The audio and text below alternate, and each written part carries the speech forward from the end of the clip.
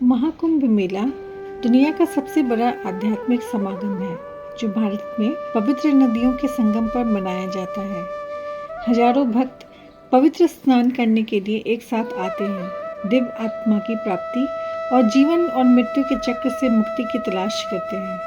यह प्राचीन परंपरा एकता, भक्ति और आध्यात्मिक जागृति का प्रतीक है, जो इसे आस्था और संस्कृति का एक गहरा उत्सव बनाती है।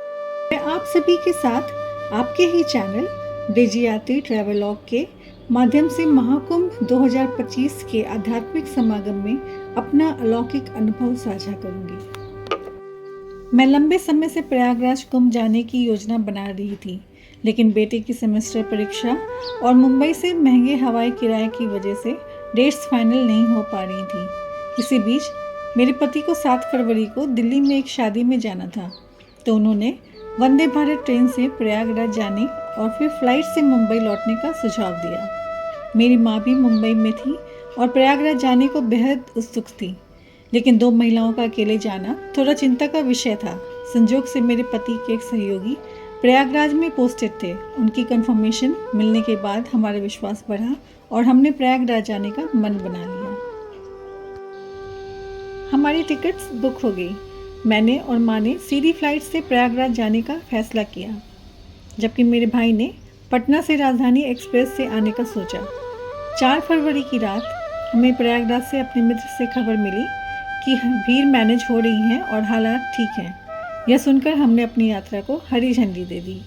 Overhead the Prayagraj, you'll be able to see that on the right side of on your right side. 5 फरवरी को हम मुंबई से फ्लाइट लेकर प्रयागराज पहुंचे। एयरपोर्ट पर हमारे मित्र ने कार भेज दी थी।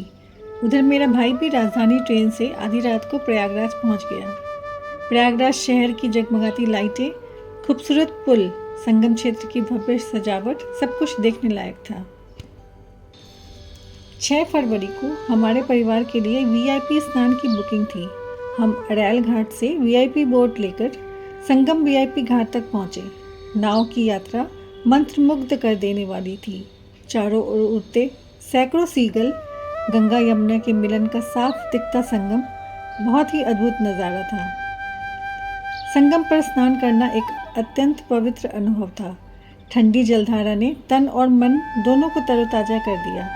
ऐसा लगा जैसे सालों की सारी थकान बह गई हो। हमने स्नान के बाद अपने मित्र के घर जाकर विश्राम किया और फिर राजधानी एक्सप्रेस से पटना की ओर रवाना हुए। उधर मेरे पति 7 फरवरी को मुंबई से दिल्ली पहुंचे, शादी अटेंड की और फिर 8 फरवरी को दोस्तों के साथ वंदे भारत से प्रयागराज निकले। ट्रेन 1.5 घंटे देरी से चली और वीकेंड होने की वजह से भारी भीड़ भी थी। उनके ड्राइवर को स्टेशन तक आने में दिक्कत हो रही थी, इसलिए उन्होंने सिविल लाइंस तक पैदल चलने का। अगले दिन उनके वीआईपी बोट की भी बुकिंग थी, लेकिन संगम क्षेत्र में अत्यधिक भीड़ होने के कारण नाव तक पहुंचने में मशक्कत करनी पड़ी।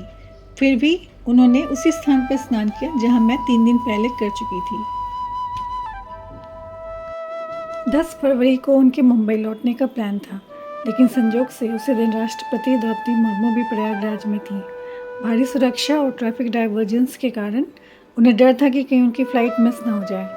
आखिरकार उनके दोस्त ने खुद गाड़ी चलाई और गलियों के रास्ते निकालते हुए उन्हें समय पर एयरपोर्ट पहुंचा दिया।